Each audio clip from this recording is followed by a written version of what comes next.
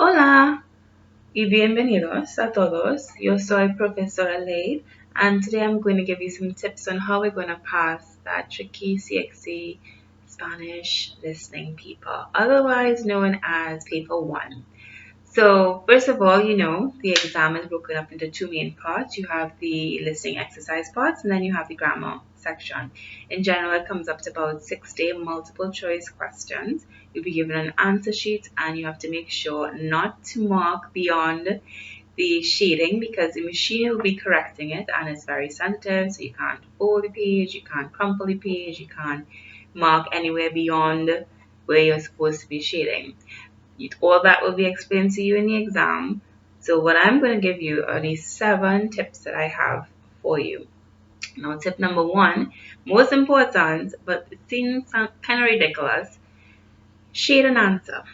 You would be surprised how many people leave out questions when all they have to do is shade an answer.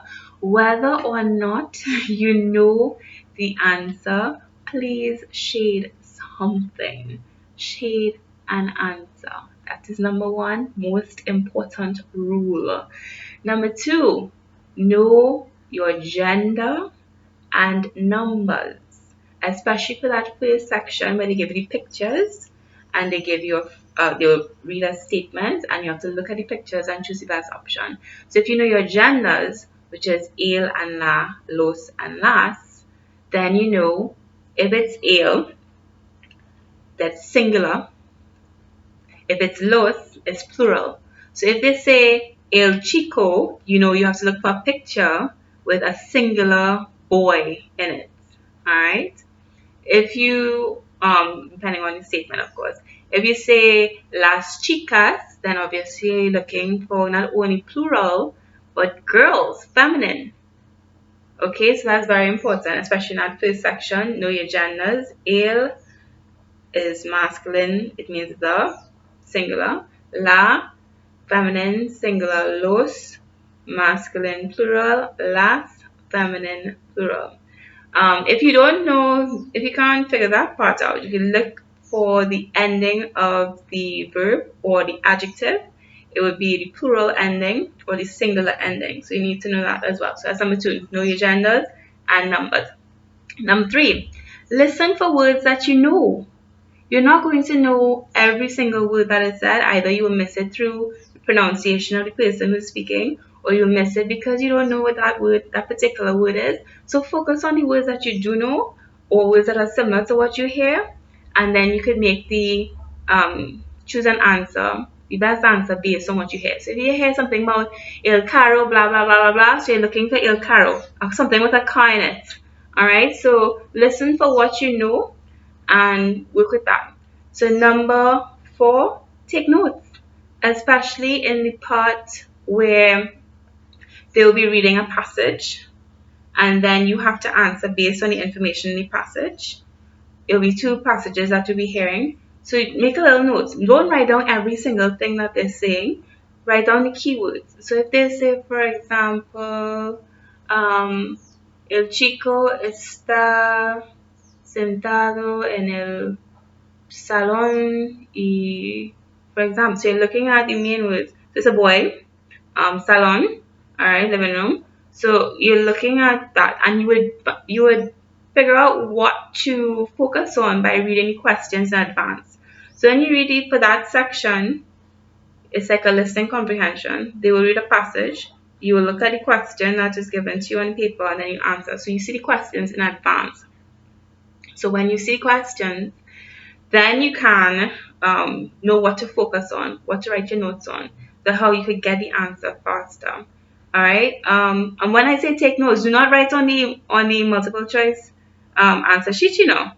Bring a paper, bring a folder page, and write on the sheet. If not, you can write on question paper. Although you're not supposed to write on it, but it's better than writing on the answer sheet. So bring your own paper, please, to write your little notes, etc. Number 5, read the question before. So wherever possible, because it's not always possible based on which section of the paper you're on, but if it is possible to see the questions in advance of the person reading, just like how we had the listening comprehension, then read the questions before. All right. And number 6, grammar section. So this is for the grammar section now, not the listening comprehension section, the grammar section. So for the grammar section, obviously you need to know your grammar, but there are three in particular that you will see often and often that they focus on in that section. You need to know your subject verb agreement. So if the subject is yo, what is the verb supposed to end in? So we know it's an AR verb, drop the AR, add the O. Alright, in the present tense. So you need to know that. Your adjectives. Remember, adjectives are supposed to reflect the noun. So if the noun is masculine, my adjective has to be masculine. If the noun is feminine, my adjective has to be feminine. If my noun is singular, adjective singular. Plural, adjective plural. So for example, if I want to say el coche es blanco. Alright, so I know if one of the answers are blanco, blancas, blanca, blancos. So I know that el coche is singular masculine. So my adjective will have to be blanco. Alright, and that also goes in adjectives. There are some adjectives that are neither masculine nor feminine. It's neutral. Alright, so for example, verde means green. So el coche is verde, masculine, the car is green. La silla is verde, the chair is green. So that's usually in cases where the adjective ends in an E. So you could say el chico es, and then you could see different options. And then if most of the options are feminine, but only that option could be the best answer because it ends in E, inteligente, then that is the answer. So that comes a lot, so take note of that. Another thing that you need to make sure you focus on is your prepositions. De, con, en, a. So when you use the preposition, what comes after the preposition, normally if it's a verb, then the verb has to be in the infinitive form. So those are the three main things that you're focusing on in the grammar section, in addition to all the other grammar things that you come across. So number 7, the last thing, the most important thing, is practice. What would help you with your listening is when you're always in the presence of Spanish.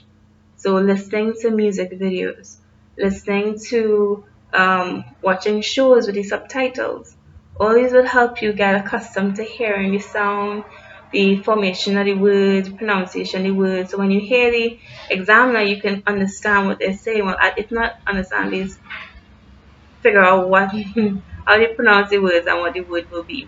So there are also some videos that you can watch on YouTube that have listening practice. You can do that. On the CXC.org website, there's an e-testing that you could do, a practice exercise. They don't have the answers, but at least I didn't see the answers. But I did the question and I have the answers for you. So you could check my Facebook page, Profe Laid, Profe, Profe Laid, Leid, and I'll give you some the answers to that, and as well as some other links to other practice listening sites. And that's it.